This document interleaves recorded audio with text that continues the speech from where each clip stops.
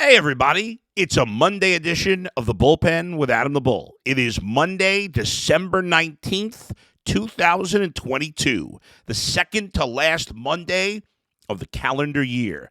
And the Browns are victorious. They improved to 6-8 on the season with a victory over the Baltimore Ravens. The final score, 13-3. We'll break it down, talk about the Browns' remote chances of making the playoffs, start looking ahead to Christmas Eve game against the Saints, which is the home finale. Plus, the Cavaliers go 2-0 over the weekend. That and a lot more in today's Bullpen with Adam the Bull. Podcast is not for the faint of heart. And I do think it's time for the Browns to move on. It's not for those who ride the fence. He's proven nothing. But if you're looking for someone who tells it like it is about Cleveland sports, Everybody does fandom their way. you've come to the right place. I don't think he's any good. It's time for the Bullpen with Adam the Bull.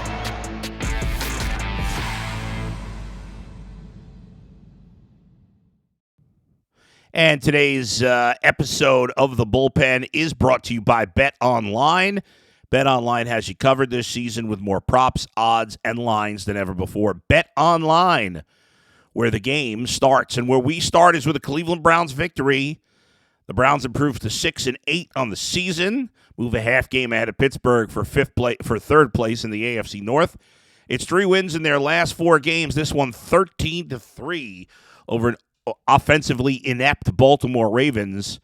Browns offense, it's weird because it feels like it played better. Obviously, since Deshaun Watson has taken over, the Browns have not scored a lot of points. The Browns have scored 50 points in 3 games, and not all those by the, and I think 21 of those 50 are by the defense. So the offense has not done much since Deshaun Watson took over. They have won 2 out of 3. But I think the key in this game, not only the victory, but more importantly, Deshaun Watson continued to look a little better each week. Now, he's clearly got a long way to go before we're talking about him as one of the elites of the game again. But yesterday, despite the fact that the team only scored 13 points, obviously they missed 2 field goals, and struggled in the red zone for the most part again yesterday. However, there was, again, clear market improvement from Deshaun Watson, who went 18 of 28, 161 yards and 1 touchdown. The Browns got the running game going in the second half, including from Watson, who had a big 17-yard scamper. Nick Chubb fell 1 yard shy of 100 yards, and the Browns come away with a victory, the 1 touchdown in the game in the third quarter. Both kickers missed 2 field goals. It was a weird game. Cade York missed 2 chip shots. Justin Tucker had 1 blocked and then missed a 50-yard field goal. Very weird game for the field goal truthers. They lost their day.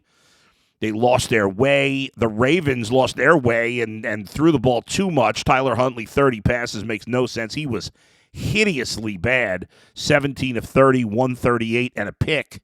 Averaged under 5 yards per attempt. They ran the ball well. Dobbins and Edwards, who did the majority of the ball carrying, were 20 for 180. That, if you can do quick math, is 8 yards per carry. 9 yards per carry. I can't do a quick math. That's 9 yards per carry between Dobbins and Edwards. Fortunately for the Browns, they didn't do it enough, and in the red zone, the Browns held tough when they could. The passing game was completely shut down. Denzel Ward, a great pick, which could have been a touchdown, could have been the 1 touchdown for the Ravens. It was a great play by Denzel Ward. He almost had another pick late. Excellent game by the secondary, and the Browns come out victorious. They remain mathematically alive for the playoffs. But obviously it's such a long shot at this point. You know, who knows? But it's 1%. But to be honest, I am recording this Monday podcast because I got to keep it real. I'm recording this Monday podcast on Sunday morning. And I guess there's a series of events that could happen Sunday that could eliminate the Browns by the time you actually hear this on Monday. So, but I got to keep it real. But anyway, in terms of the game itself, there were definitely some positives. Again, the continued progress of Deshaun Watson. Nick Chubb, who'd struggled the last 2 games, had a really nice second half after he couldn't get anything going early. Amari Cooper got back in the mix, made some nice plays. That one throw Watson had to Michael Woods for that short gain for a first down was a beautiful throw. Donovan Peoples-Jones had the 1 touchdown catch in the end zone. And it was just a good all-around effort by the Browns. It wasn't pretty. It wasn't overly impressive, but the Browns did enough to get the victory. Some positives on the other side of the ball. I thought John Johnson had one of his best games. It's not good that he leads the league leads the team in tackles. Again, the 2 safeties, the top 2 tacklers, because of the Browns' continued lack of ability to do anything in the front 7 against the running game.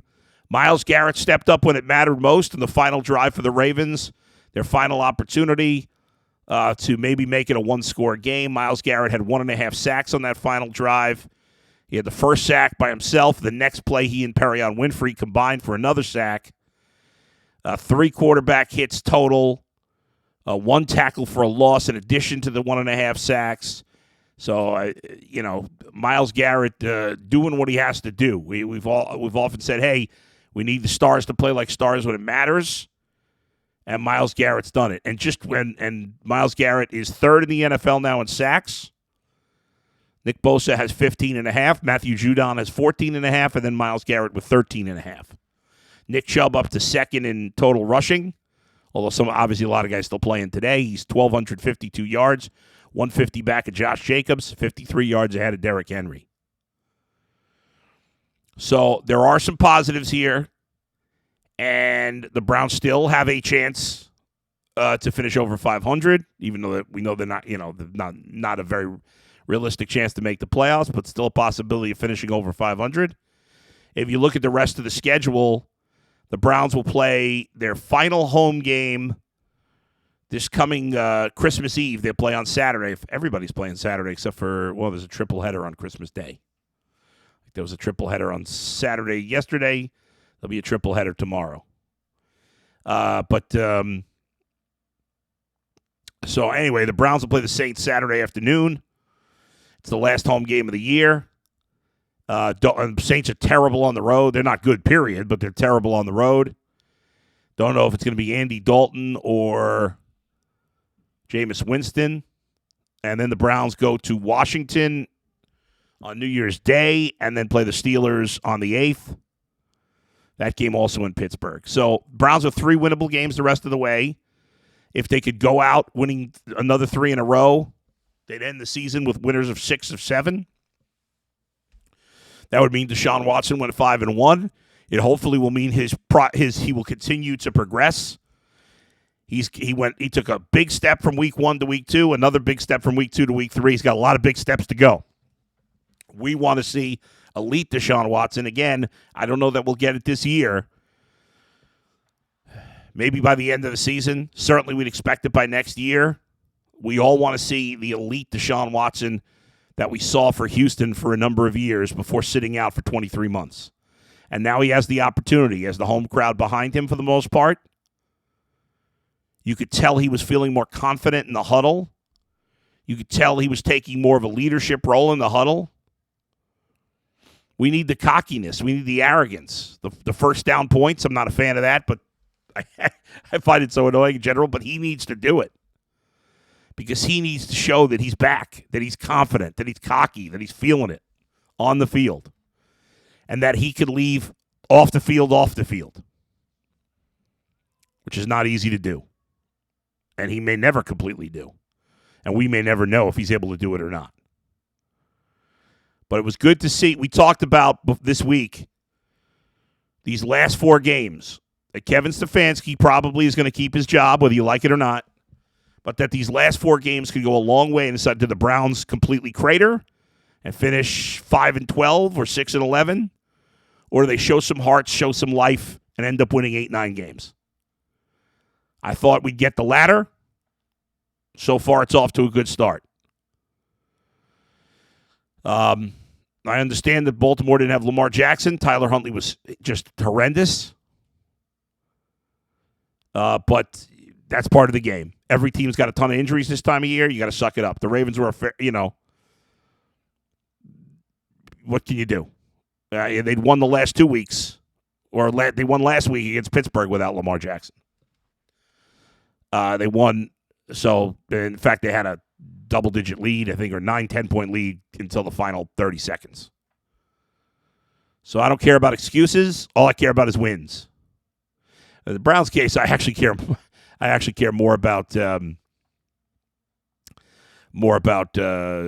progress of Watson than even wins. But I could be in the minority opinion on that.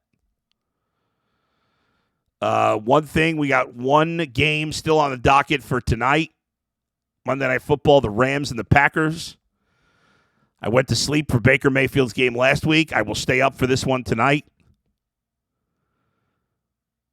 Baker got made some big plays in that last two drives. Can he do it on the road, freezing cold, maybe some snow in Green Bay? Packers are a 7-point favorite in this game, trying to keep their slim playoff hopes alive. I like the Packers to cover. Take a break, come back, talk more about the Browns. Got to get to the Cavaliers from the weekend. That and more coming up in the bullpen with Adam the Bull. Folks, betonline.net is your number one source for sports betting info, stats, news, and analysis. Get the latest odds and trends for every professional and amateur league out there, from pro football to college bowl season to basketball and World Cup. We've got it all at betonline.net. And if you like sports podcasts, you can even find those at BetOnline as well. We're always the fastest and easiest way to get your betting info. Head to the website today or use your mobile device to learn more. BetOnline, where the game starts.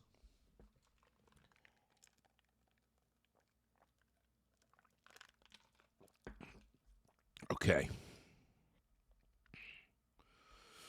So, I got to tell you, I'm really enjoying this Tulsa King on Paramount. Sylvester Stallone's new show, created by Taylor Sheridan, who does the Yellowstone and all those spinoffs. It's a little cheesy, but it's fun. It's fun watching, easy watching. I'm really enjoying that. Also enjoying Welcome to Chippendales. The story about what happened, how that place started, the Chippendale murders, which I don't really know about. I've heard Chippendale murders. I don't want to spoil it because I still have a couple episodes left, so I'm not going to look up the reality of what happened until after. But it's a fascinating show. So anyway, check both those things out. I'll tell you, if you're a big TV guy like me, and I'll get back to the sports in a second. Couple of shows I really like that are coming back soon. We got the long-awaited third season of Jack Ryan on Amazon, another action show based on a series of books. That comes out this Wednesday, the 21st. And then season 3 of Godfather of Harlem, which was on Epix. I think they're changing the name of Epix to MGM Plus. I don't know. But that's coming out on January 15th. And also on January 15th, season 2 of Mayor of Kingstown, which is also on Paramount Plus, same as Tulsa King with Stallone. Paramount Plus not Paramount Plus. Well, it's on Paramount Plus, but Mayor of Kingstown stars Jeremy Renner. It's a really good show. I really like the first season. I don't think it got great reviews, but those reviews were wrong. If you like action and violence, kind of gang stuff, whatever. It takes place in a lot of it takes place in a prison. It's good. It's a good show. I enjoyed it. So second season of that coming up. So some good TV stuff on the way. All right. A couple other things from the Browns. 13-3 win over the Ravens. Obviously, the run defense continues to struggle. They made some plays in the red zone, but this is, there's been a lot made of the Browns needing a speed receiver, a guy who can take the top off the defense to go with Cooper and people and DPJ and Njoku. If you can get that type of receiver, then obviously this passing game is going to be scary good, and I think they'll try to do that. But obviously the biggest priority this offseason is improving the run defense and getting some help from Myles Garrett. He's got no help. The Browns' front seven is absolutely atrocious. I know there's been injuries at linebacker. Sione Takitaki did make some progress this year. But JOK went backwards. Jadeveon Clowney, I think it's time to move on from him. I know has his value, but I think it's time to get younger. They need to overhaul the front seven, and they need to get it right. This team, this franchise, this front office has been a mixed bag in terms of draft picks and trades. Some they've gotten right, some they've gotten wrong. The biggest flaw, they have misevaluated guys in the front seven consistently. Right now, JOK is a huge question mark. All these guys they got on the defensive line at linebacker, they've all been busts to this point. Huge disappointments. They need to really significantly upgrade because the Browns consistently are getting blown off the ball in the run game after game after game. And think about the numbers that Myles Garrett, like the fact that he's third in sacks when he has no help on that defensive line. He gets double teamed more than any player in the league. And this year has been double teamed even more than most, years past. It's remarkable. If he actually had a decent defensive line around him, man, I got an itchy nose here. If he actually had a decent defensive line around him, my God, who knows what he could do. And sometimes, he doesn't show up in the box score as much because he's getting double teamed constantly and he's got no help. And there's no reason to go off those double teams because nobody else is doing anything. I think the secondary, I'm still optimistic about it. Hopefully Denzel Ward's coming around, as we said. He had a good game yesterday. Martin Emerson Jr.'s had a magnificent rookie season. If it weren't for, Sauce Gardner of the Jets, I wonder if he'd be up for Defensive Rookie of the Year. I don't know that I'm paying that much attention to a lot of the other defensive rookies, so maybe it's not. But outside of Sauce Gardner, he's got to be the best rookie corner in the league. He's just been awesome. Grant Delpit's played a little better. There's been signs of improvement there. And Perion Winfrey, there's been some signs of improvement with him as well. So maybe they'll finally get one of those young guys right up front. We'll see. But there's still a lot of work that needs to be done this offseason. I don't think there's any doubt about it. A lot of improvements need to be made. This division's tough, and it's not going to change anytime soon. The Bengals are going nowhere as long as they got Burrow. The Ravens and Steelers, the Steelers are probably going to finish under 500 for the first time in forever. I'm not a believer in Kenny Pickett. He's done okay. But, the Steelers and Ravens, it's been a while since they've been down and stayed down. It doesn't really happen. So hopefully it will. Hopefully the tides will turn. We'll see what happens with Lamar Jackson in Baltimore. He hasn't had a great season. Didn't have a great season last year.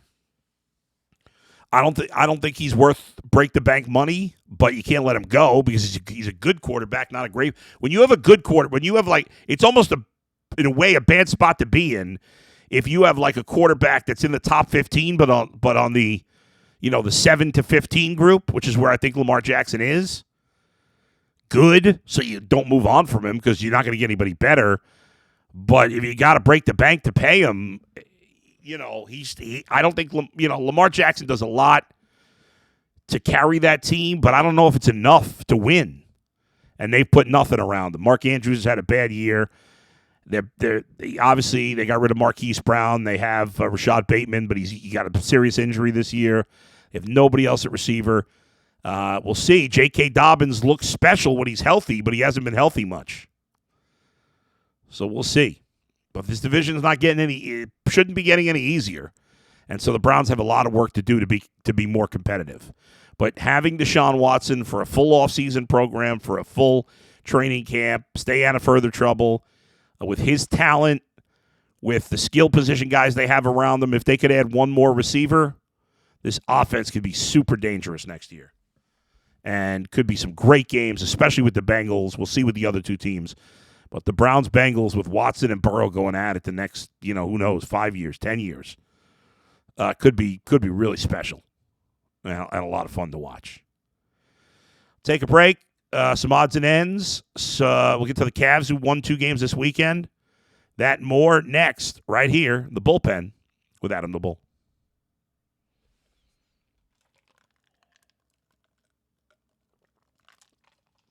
All right, spill it. Rubbing my nose 1,000 times. I'm spilling water on myself. I'm a mess. All right. I'm shutting off my camera for a second, folks. Hang in there. Ugh.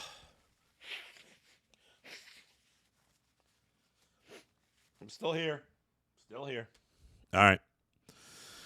Let's bring it back. Okay. So the Cavaliers, was a weird weekend. On Friday night, the Cavs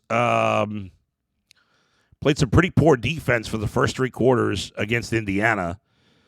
Indiana had a 94 to 83 lead at the end of three, and then the Cavs just went crazy in the fourth quarter. Donovan Mitchell scored 18 of his 41 in the fourth. Indiana scored 18 total in the fourth, and the Cavs won 118 to 112. The next night, Saturday night, that was ugly. The Cavs, again, did not play well early. At the end of three quarters, they trailed 75 to 67. The game goes into overtime. The Cavs take the lead in the fourth. Mavericks end up tying it up, and neither team could do anything in overtime. The Cavs outscored the Mavericks 4-3. They played 5 minutes of overtime and combined to score 7 points. It was a weird game. And, in a way, I'm saying like it was the Cavs went 2-0, and I feel like it was an unimpressive weekend. You played two mediocre teams, and the Mavericks had been 3-9 on the road, and they had no Luka Doncic, and you had to win in overtime by one. And in the Indiana game, also, Indiana 500 team. They're under 500 on the road, and it's like the Cavs are sleepwalking through the three quarters. Now they continue to still have a great record at home. In the end, they won those games, and I guess it's a good thing that we're expecting not just a win. I'm expecting the Cavs to play more dominant against bad teams, and Indiana's a mediocre team, and Dallas on the road without Luka Doncic, you should beat them by 25. Didn't happen, but in the end, they won. They continue to be phenomenal at home. They have the best home record in the NBA. They're 14-2. Nobody better. They got to get better on the road, obviously, just 6-9. But overall, 9 games over now. And they've won 7 of 10. 3 in a row. So 31 games in. Another couple of weeks will be at the halfway point. They're 2.5 back of Boston. They're 2 games back of Milwaukee. They're 1.5 up on the Nets. They've been in that third spot. Obviously, we got a long way to go. Their Cavs are still giving up the least amount of points in the league, only allowing 104.6 points per game. I believe that's the least in the league, yeah. So that's good. And they mostly play good defense. But I don't know. I think they got to play more consistently and just take care of these bad teams. But I guess in the end, they won. That's how things have changed. The Cavs are 20-11. They swept the weekend. They're 14-2 at home. And I'm complaining that the wins weren't impressive enough. Maybe that's unfair, or maybe that's what my expectations have become of the Cavs. That's a good thing, that if they don't win impressively against a bad team. And Dallas is not a good team, period. But without Luka Doncic, they're terrible. But they weren't last night. I'll give them some credit for hanging in there and playing tough. But that overtime that game was painful to watch. I was going back and forth between the Bills-Dolphins game, which was a great game. Speaking of which, that Saturday night, that Bills-Dolphins game was a great game. It was all Bills early. It looked like the Bills were in good shape at halftime. Then the Dolphins stormed back, took an 8-point lead. Bills come back, get that crazy 2-point conversion to tie, and then win it at the buzzer. And how about that Vikings-Colts game on the first game of Saturday? The Colts and Jeff Saturday, who was embarrassing himself on the sideline, blow a 33-0 lead and lose 39-36 in overtime. That is just bonkers. The biggest blown lead in the history of the NFL. That is mind-blowing. Oof. That is painful. All right. Thanks to everybody who joined me today. Make sure you subscribe to the Ultimate Cleveland Sports Show on YouTube.